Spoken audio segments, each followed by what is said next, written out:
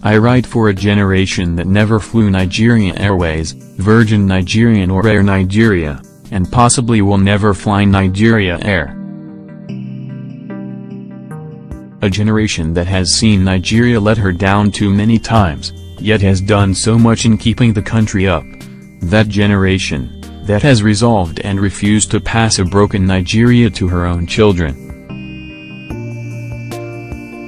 It is you who sails in the presence and absence of the Nigerian wind. It is you I write for. Exactly 20 years ago, as Nigeria celebrated the end of Sani Abacha's military rule and prepared for the entry of a new democratic system, I was at Air Force Primary School, Ibadan. In Ibadan, my primary school was located a few meters away from the Ibadan airport. And my first encounter with an airplane was on one of our walks to the airport hangar, where we saw some old, wrecked planes. It was a relic of the past, but little did I know it was a prophecy for the future, this future, where we try to revive the relics of the past. A lot has been said about the newly unveiled Nigerian Air. Optimism has been cautious, skepticism has been loud, the economics of it all has been questioned, and of course, the politics of it has been X-rayed, like everything else in Nigeria.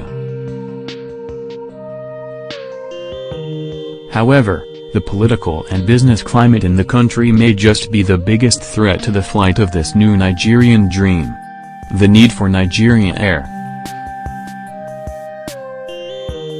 Africa is lagging behind in the air business. Worse still, the rest of Africa has left Nigeria behind on that matter.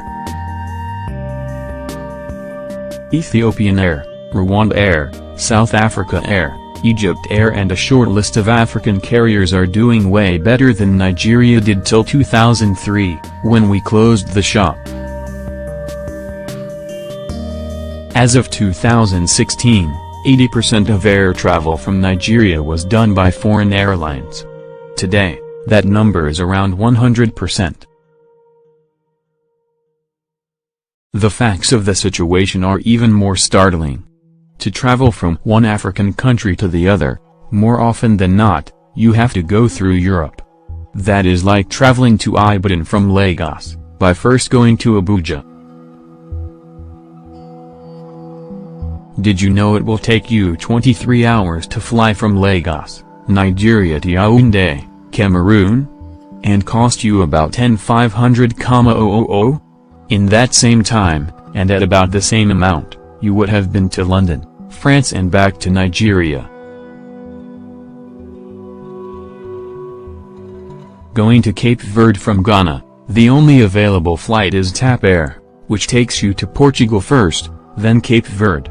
This will cost as much as N500,000. From Lagos to the same location, the only available flight goes to Morocco, then Guinea-Bissau and then Cape Verde, 22 hours, stop over at 2 countries, and at over N500,000.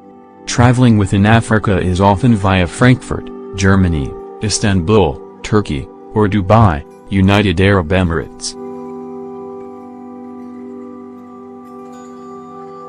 If Nigeria Air has it as part of its mandate to make traveling within Africa easier for Nigerians, then it would make lots and lots of sense for businesses in Nigeria and Africa at large.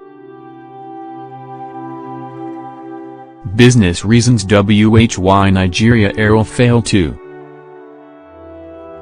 Do you remember Cabo Air? Okada Air? They were from the 1980s. If you don't, you should remember ADC, Chanchangi, Bellevue, Sozalizo. All failed airlines in Nigeria. Guess what else failed? Virgin Nigeria, Air Nigeria, Aero, and Arik. According to industry experts, 27 airlines have gone under in the last 25 years in Nigeria. The country's aviation history also teaches that no privately run airline in the country has lasted 30 years, the average lifespan is 10 years. This is how the story goes. First 3 years, we invest and make no profit. Profit will come after 3 years. After 3 years, no profit. We then struggle to say, maybe by the 4th year. Then the 4th year passes, we accumulate more debt, and we struggle to pay these debts over the next 3 years of operation. By the 7th year, the death of the airline is in full throttle. So what kills them so fast in Nigeria? Taxes, charges, and levies.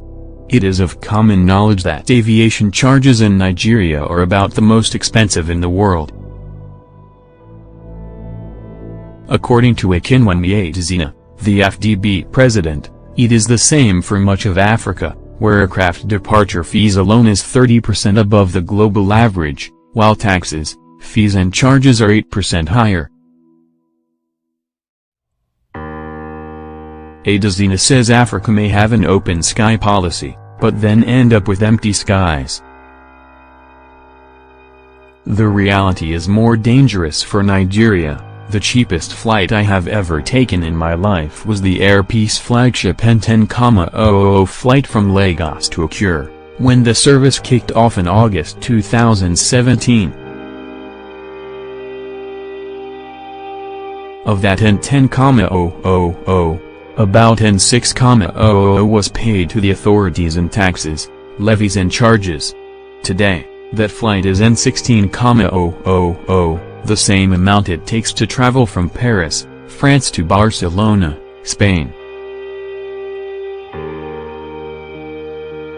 Note, Lagos to Akure is 310 kilometers, Paris to Barcelona is over 1,000 kilometers. Besides multiple taxation, airlines in Nigeria pay the 5% VAT, passenger service charge of N1,000 per ticket, aircraft inspection fees, departure charges, landing charges, parking charges, terminal navigational charge, fuel surcharge, electricity charges, apron pass, just to name a few.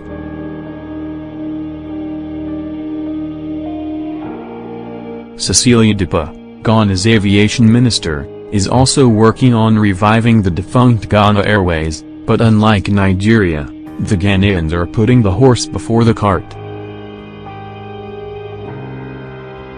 Since Ghana started talking about reviving Ghana Airways, the country has scrapped 17.5% value-added tax on air travel, and reduced the price of Jet A1 by 25% by removing some taxes. Both moves pushed down the country's airfares, and has on the flip side led to almost 30% increase in air traffic, creating more jobs, and more revenue for both the companies and the government. To all the taxes and levies in Nigeria, add the fact that Nigeria has about the most expensive Jet A1 fuel in the world, as at 2017, ours was 30% higher than the global average. How do we then expect airlines to survive? In 2016, I had an interview with Michel Urian, the head of the EU business delegation to Nigeria. I asked him why big EU businesses were leaving Nigeria in their numbers and others were not willing to come in. He said, they are convinced about the potential of Nigeria, but what is missing is to be sure of the protection of their investment. If they invest here, if they sign a contract, if they have a problem, can they go to court? Can they enforce their contracts? So the problem is the question of the rule of law, he added. Foreign investors, expected to partner with Nigeria on the national carrier, are not getting any good signals to do so. The aviation business environment is hostile. Recent statements by Abubakar Malami, Attorney General of the Federation, blatantly ignoring the rule of law on the release of Sambo Dasuki, shows the world that we do not care about the laws. It tells you that when you are in bed with government and things go south, the courts can't bail you out. Like Korean said, your investment is not safe.